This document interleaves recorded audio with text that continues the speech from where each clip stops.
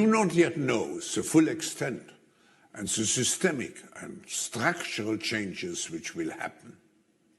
However, we do know that global energy systems, food systems and supply chains will be deeply affected.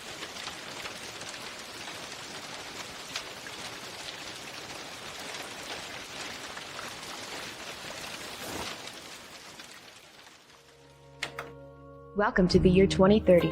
Welcome to my city, or should I say, our city. Boy, the conspiracy theories are coming fast and furious these days. I can't keep up. I don't own anything.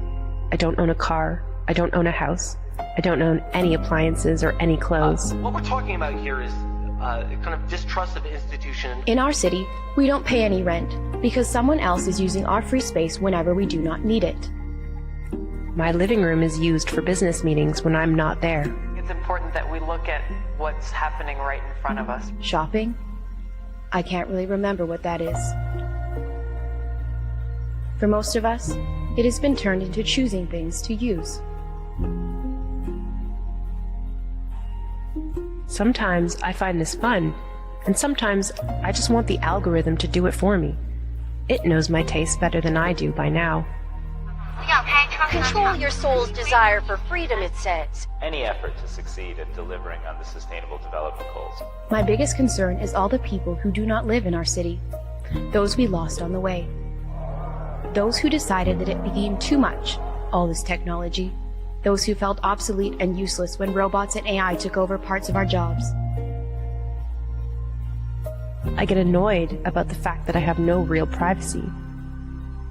Nowhere I can go and not be registered. I know that somewhere everything I do, think, and dream of is recorded.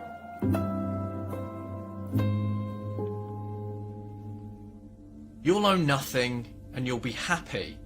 It's a phrase you've probably heard over the last couple of years, but what exactly does it mean? Where does it come from? And what exactly is it? In this docu-series, I will walk through with you a plan, a vision, an idea that the mainstream media are calling a conspiracy theory. This pandemic has provided an opportunity for a reset. It is called the Great Reset. Why are they so suspicious of institutions? But as we try to build back from this global pandemic. Joe Biden calls it Build Back Better. Build back better. Building back better. To do things differently. To build back better. We're going to build it back better. And build it back better. My plan to build back better. This is an organisation that profits from famine and disease, known as the World Economic Forum. With everything falling apart, we can reshape the world in ways we couldn't before. Ways that better address so many of the challenges we face. And that's why so many are calling for a great reset. This organisation pushes fear and tragedies to further its own agenda. We know now that the next crisis is already waiting for us around the corner. One that will dictate what you own, what you eat, what you think, under the guise of a sustainable future. With climate change set to dwarf the damage caused by the pandemic, the message from 2020 should be abundantly clear. Capitalism, as we know it, is dead. And when someone calls this a conspiracy theory, they don't realise that the information is right under their nose. We want to be a very transparent organization. In the year 2020, March to be exact, COVID-19 plagued our television screens, social media timelines, radios, and the newspapers. For the first time in a long time, or at least since the dawn of the climate scare, the entire human race was told that they were facing the same threat and was tasked to work together to put an end to it. Millions of Americans staying at home are relying on Amazon. Millions of Americans staying at home are relying on Amazon. And in the shadows, an organisation, or a cabal really, schemed to use this sudden global instability and public hysteria to rewrite society. We do not yet know the full extent and the systemic and structural changes which will happen. To do away with the values and systems that underpin civilization. This plot is titled The Great Reset.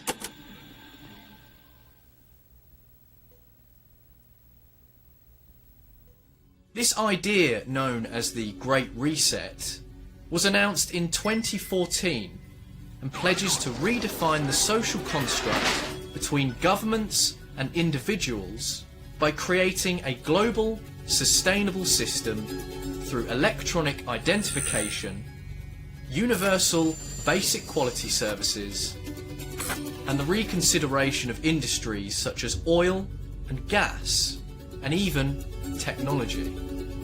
But control of data might enable human elites to do something even more radical than just build digital dictatorships.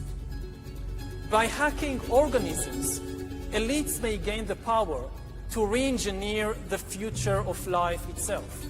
Because once you can hack something, you can usually also engineer it.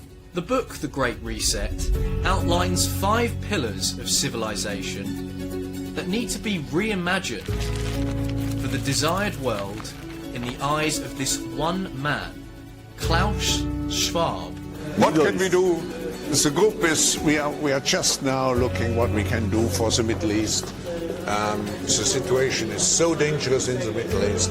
Can Davos help to bring the parties again together, as we have done on many occasions in the past?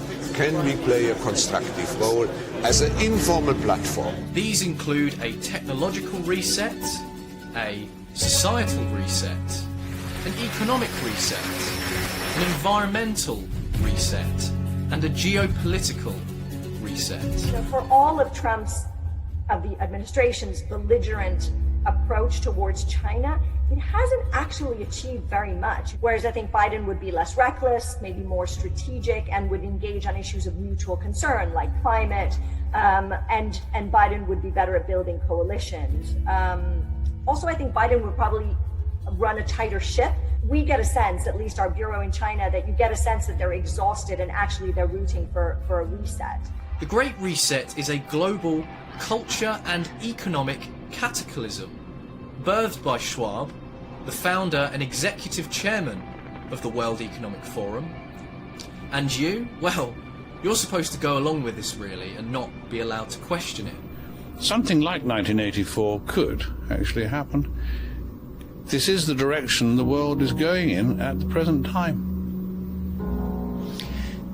In our world, there will be no emotions except fear, rage, triumph and self-abasement. The sex instinct will be eradicated.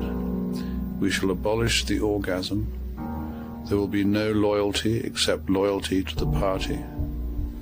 But always there will be the intoxication of power. Always, at every moment, there will be the thrill of victory, the sensation of trampling on an enemy who is helpless. If you want a picture of the future, imagine a boot stamping on a human face forever.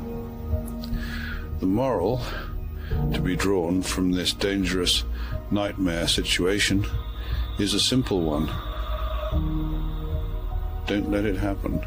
This man, Klaus Schwab, has served on the boards of the Daily Mail, 𝗏𝗏𝗿 Holding, a private banking group, and served as a member of the Bilderberg Group, which is a conglomerate of the world's elite that discuss the consensus of a free market, Western capitalism, and global interests.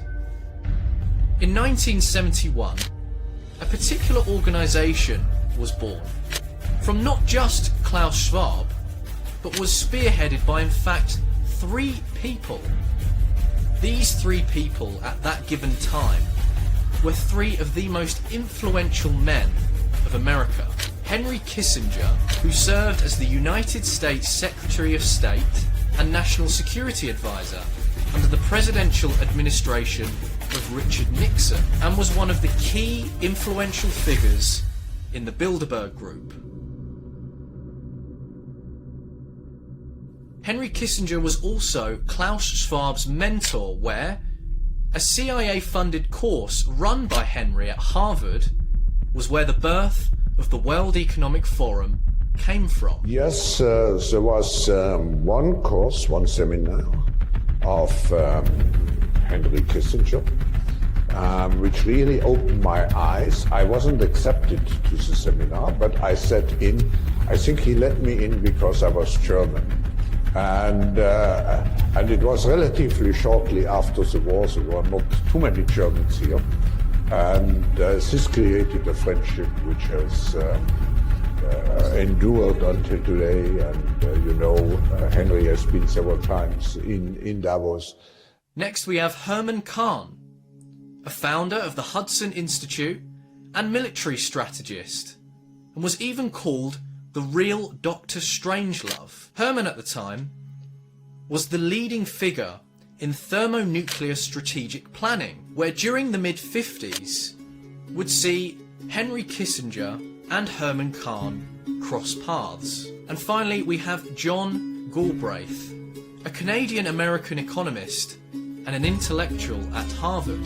In 1945, after the death of Roosevelt and the end of World War II, John was sent to London to create a division directorship of the United States Strategic Bombing Survey, where he was tasked with evaluating the overall economic effects of the wartime bombing, later going to Nagasaki and Hiroshima to evaluate the effects of the bombings. In 1958, Galbraith became the Paul M. Warburg Chair in Economics at Harvard. This is the same position that he would hold when he would first be introduced to a young Klaus Schwab. These three men are responsible for what is now known as the World Economic Forum. We are in the midst of a crisis, a transformational crisis. The world will be quite different when it comes out of the crisis. So we have two tasks. The first one is to help to manage the crisis, and second, to shape the post-crisis world. In the year 1970, Klaus Schwab wrote a letter to the European Commission and asked for help in setting up a non-commercial think tank for European business leaders. The European Commission would then sponsor the event. The Commission is a group of politicians, men and women, who meet every Wednesday in Brussels. We call them commissioners. Together they form the government of Europe, so to speak. They all have their own specific field of responsibilities and come from different countries. Schwab then organised a 2-week business managerial conference, and in 1971 the first meeting of the World Economic Forum commenced, held in none other than Davos, Switzerland. Around 450 participants from 31 countries took part in Schwab's first European Management Symposium. The project was recorded as organised by Klaus Schwab and his secretary, Hilde Stahl, who, later the same year, would become Klaus Schwab's wife. One of the most influential groups that spurred on the creation of Klaus Schwab's symposium was a group known as the Club of Rome. The Club of Rome is a think tank of scientific minds and elites that mirrors the World Economic Forum in many ways. We need to encourage civil society, media and political parties to embark on what I would call public education campaigns with a focus on democracy and human rights, and by all means of tolerance. 𝗵𝗵𝗿𝗍, an Italian industrialist, Alexandra King, a British chemist and pioneer of the Sustainable Development Movement, and David Rockefeller, an American banker and philanthropist, whose family name is possibly the most notable, being one of the richest families to ever live. Among the Club of Rome's first accomplishments was a 1972 book entitled The Limits to Growth that heavily focused on global overpopulation, warning that if the world's consumption patterns and population growth continued at the same high rates of the time, the Earth would strike its limits within a century. It was soft eugenics conceived from the fear of overpopulation. And I know what kind of world I want to live in. I don't want to live in a collapsing world. I don't want to live in a world, as Jürgen says, that's getting grayer and grayer. And it costs more and more and more to maintain even a decent standard of living. The Club of Rome would later that year publish a report detailing an adaptive model for what is known as global governance that in their terms would divide the world into 10 interconnected economic and political regions. In these years, the elites that are part of both the World Economic Forum and the Club of Rome have argued out in the open for the public to see, including notable figures such as Al Gore and Bill Gates, both at the World Economic Forum, have pitched on how a contraceptive pill is a key tool in the fight against climate change, where Al Gore says, and I quote, "Depressing the rate of child mortality, educating girls, empowering women, and making fertility management ubiquitously available is crucial to the future shape of human civilization." Whilst Bill Gates says, and I quote, "If you get the health improved, you get the availability of contraceptives, then families will voluntarily choose to have less children." It is not a secret that both these organisations mirror each other with their agendas. Bear in mind as well that Bill Gates and Al Gore both have children. They mean they want other people to have fewer children. The World Economic Forum, with all of its influence, has even started their own schemes, one notable one being the Young Global Leaders Scheme. Their plan was to spread their radical ideology through organisations and governments around the world, and the worst thing about it is it's already in play. What we are very proud of now is the young generation, like Prime Minister Trudeau, President of Argentina and so on, is that we penetrate the cabinets. Notable names include Mark Zuckerberg, the CEO of Meta, formerly known as Facebook, Justin Trudeau, the Prime Minister of Canada, with Chrystia Freeland, the Deputy Prime Minister of Canada, who also sits on the Board of Trustees for the WEF, infamously known for being the granddaughter of a Nazi collaborator, but her role in this and on the world stage doesn't end with sins of the father or grandfather. Freeland was directly involved in the crackdown on the Canadian truckers' protest, who demonstrated around the country, especially the convoy to Ottawa, Canada's capital. This was in protest of the COVID restrictions. Freeland greenlit a government response never before seen in the West, freezing bank accounts, removing insurances, even as far as blocking crypto transactions. But the crackdown didn't just end there. Canadians were beaten, arrested, held without bail, vehicles seized, and trampled by horses.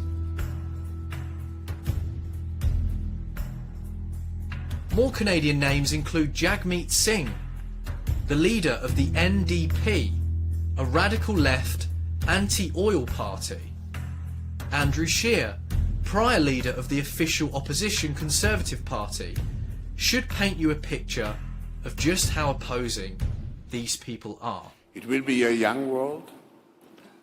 It will be a digital world. Now, who could represent such a world better than you, Prime Minister? To represent also a new, open Canada. I want to use this opportunity also to thank our Canadian constituency, which always has been a very loyal and very much engaged constituency here at the Forum. But now, I think With you, together with our constituents, Prime Minister, we can make sure that in the future we strengthen the cooperation even more. The alumni from Europe include 𝗵𝗵𝗿𝗄, the President of France, Alexander De Croo, the Prime Minister of Belgium, 𝗬𝗵𝗵𝗺𝗍, the Prime Minister of Finland.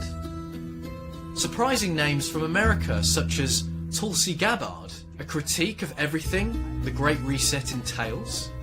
But most interestingly, Ivanka Trump, daughter and senior advisor to the 45th President of the United States, Donald Trump. They predicted an overpopulation crisis in the 1960s, mass starvation in the 70s, and an end of oil in the 1990s. These alarmists always demand the same thing: absolute power to dominate, transform, and control every aspect of our lives. We will never let radical socialists destroy our economy, wreck our country, or eradicate our liberty. Dan Crenshaw, congressman from Texas. Peter Buttigieg, the Secretary of Transportation in the United States. Boris Johnson, the Prime Minister of the United Kingdom, who imposed a ban on ministers attending the summit back in 2020, where he said, "Our focus is on delivering for the people, not champagne with billionaires." He says that as Boris is still an active member of the WEF. Other key figures lurk within the WEF, including Jacinda Ardern, the Prime Minister of New Zealand, who continues to enact governmental tyranny upon the Kiwis. Cabinets that form policy, or offices that minister to our economy, aren't the only places this organisation has crept its way into worldwide. It's embedded in every aspect of our lives. The World Economic Forum hosts annual meetings since 1971. The richest and most influential names and faces gather in Davos, Switzerland. Because the forum isn't just for those at the top.